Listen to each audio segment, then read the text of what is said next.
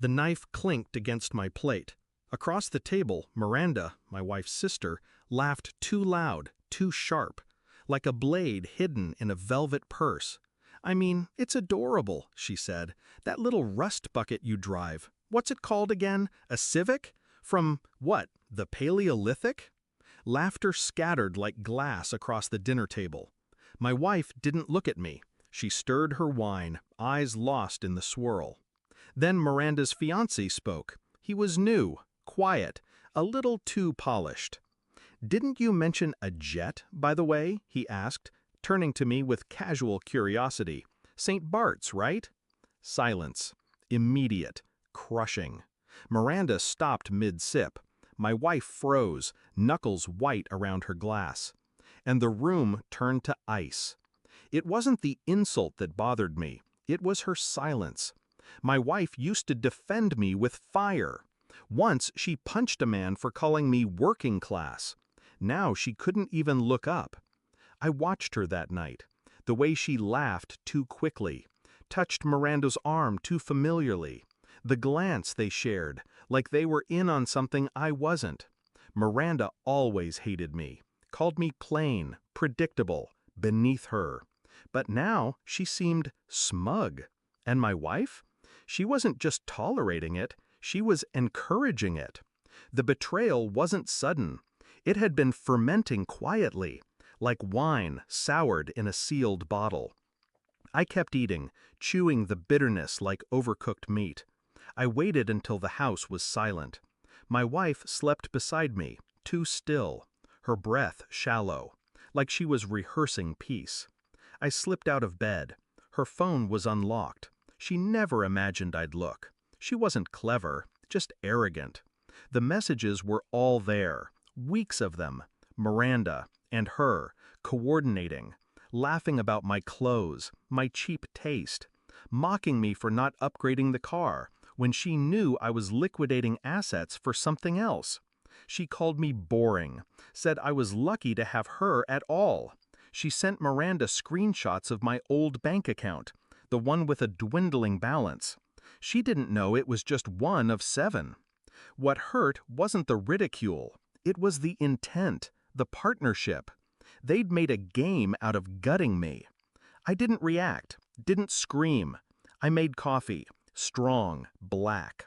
Then I opened the other files, the ones they didn't know existed. See, I'm not a fool. You don't build generational wealth and keep it in one place. Offshore accounts, silent trusts, shell cores with meaningless names. The jet?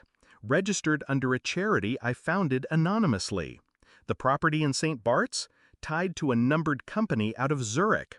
I never flaunted wealth, because real power is invisible. I pulled up the trust agreement. My wife's name wasn't on it. I made sure of that, years ago, after a small lie about a necklace she lost. She didn't know the prenup had teeth, iron ones. And Miranda? She had more to lose than pride. The next dinner was quieter. Miranda came overdressed. My wife wore a smile a shade too wide. I wore the same jacket she mocked last week. And halfway through the meal, as they circled the conversation toward humiliation, Miranda's voice sweetly acidic, her fiancé dropped his question again. "So, how's the jet?" I didn't look at them, just wiped my mouth. "It's fine," I said. "We flew it in February. St. Bart's. Stayed at the villa. View's still decent." My wife dropped her fork. Miranda blinked. "Villa?" Her fiancé smiled. "You didn't tell me he owned that place." Miranda turned to my wife. "You said he was broke." I pulled out my phone, tapped a button. The projector blinked to life behind us. Photos, tax forms, trusts, a slideshow of truth. Her name nowhere, my name everywhere. And then a folder of messages, labeled simply mockery.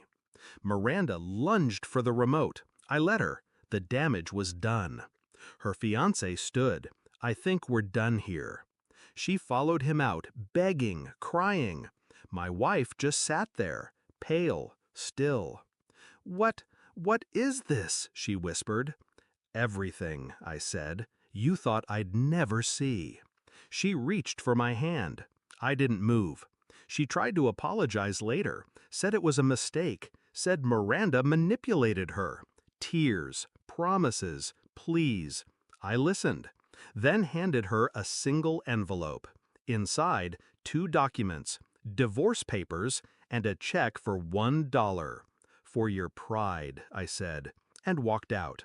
That night, I didn't feel victorious, just clean.